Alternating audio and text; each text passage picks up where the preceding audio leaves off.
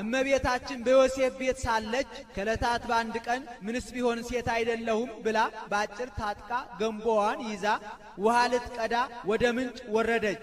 ወመጻጽሙ ከልብ ወሰደዳሁ ውእቶን አንስት ይላል። የተጠማ ውሻ መጣ። ሴቶች ደብድበው አባረው ሰደዱት። ምን ነው አታጠጡትም? እሱስ የእግዚአብሔር ፍጡር አይደለም? አያሳዝናችሁም? አለቻቸው። አንቺ ሥራ ፈቲቱ አጠጪው፣ እኛስ ለባሎቻችን ለልጆቻችን እናስባለን እንቸኩላለን። በዚያውስ ላይ እንዲህ አይነቱን ርኅራኄ ከወዴት አገኘሽው? አምላክ ይወለዳል የተባለው ካንቺ ይሆን ብለው ዘበቱባት። በዚያን ወራት ማርያም ከምትባል አምላክ ወልደ አምላክ ይወለዳል እየተባለ ትንቢት ይነገር ነበርና እመቤታችንም የወርቅ ጫማ ነበራት። ዕቃዋን እንዳያረክስባት በወርቅ ጫማዋ ቀርታ አጠጥተዋለች። ርኅርኅተ ልብ ያሰኛት አንዱ ይህ ነው። አጠጥታው ስትሄድ መልአኩ በአምሳለ አረጋዊ በመንገድ ቆይቶ ስለ ትሕትና ትጸንሲ ትወልዲ አላት።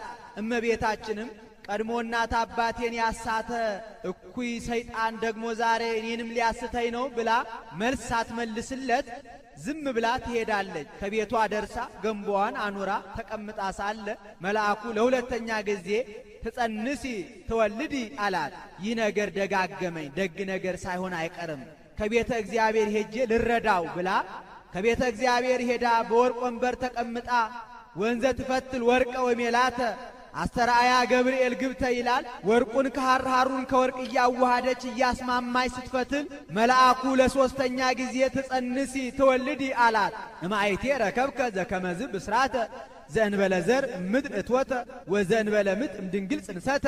ምድር ያለ ዘር ታበቅል ዘንድ ሴት ያለ ወንድ ትጸንስ ዘንድ እንደምን አድርጎ ይሆናል? እንዲህ ያለውን ነገር ከወዴት አገኘው አለችው። ቅዱስ ገብርኤልም ያንቺማ ጽንስ መቼ እንደሌለው ሴቶች ነዋ። መንፈስ ቅዱስ ይመጽእ ላዕሌኪ፣ መንፈስ ቅዱስ ያድርብሻል። ወኃይለ ልዑል ይጼልለኪ፣ ኃይለ ልዑል ወልድ ከሦስቱ ግብራት ይከለክልሻል አላት። አንድም ኃይለ ልዑል መንፈስ ቅዱስ ቢያድርብሽ ካንቺ የሚወለደው ቅዱስ ቅዱስ ቅዱስ ተብለው ከሚመሰገኑ ከሦስቱ ቅዱስ አንዱ ቅዱስ ነው። ወናሁ ኤልሳቤጥ እንተ ማዕዝማድኪ ይእቲኒ ጸንሰት ወረከበት ወልደ በልህቃቲሃ ወበርሳቲሃ።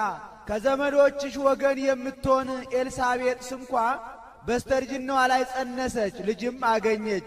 ወናሁ ሳድስ ዝንቱ ወር ለእንተ ይብልዋ መካን። መካን የሚሏት ኤልሳቤጥ እነሆ ከጸነሰች 6 ወር ሆኗታል። እስመ አልቦ ነገር ዘይሳኖ ለእግዚአብሔር። ሙቀት ልምላሜ ከተለየ በኋላ ልጅ እንዲወልዱ ማድረግ ለእግዚአብሔር አይሳነውምና። አንድም በሕቱም ድንግልና ጸንሶ በሕቱም ድንግልና እንዲወልዱ ማድረግ ለእግዚአብሔር አይሳነውምና አላት። ነይ ዓመተ እግዚአብሔር ይኩነኒ በከመ ትቤለኒ፣ ይሳነዋልማ ብል ክህደት ይሆንብኝ የለም ብላ እነሆ የእግዚአብሔር ገረዱ በፊቱ አለው፣ እንደ ቃልህ ይሁንልኝ እንዳልክ ይደረግልኝ አለችው። ይህንን ቃሏን ምክንያት አድርጎ ዋሂድ ቃለ እግዚአብሔር በግብረ መንፈስ ቅዱስ ያን ጊዜ በማኅፀኗ ተቀረጸ።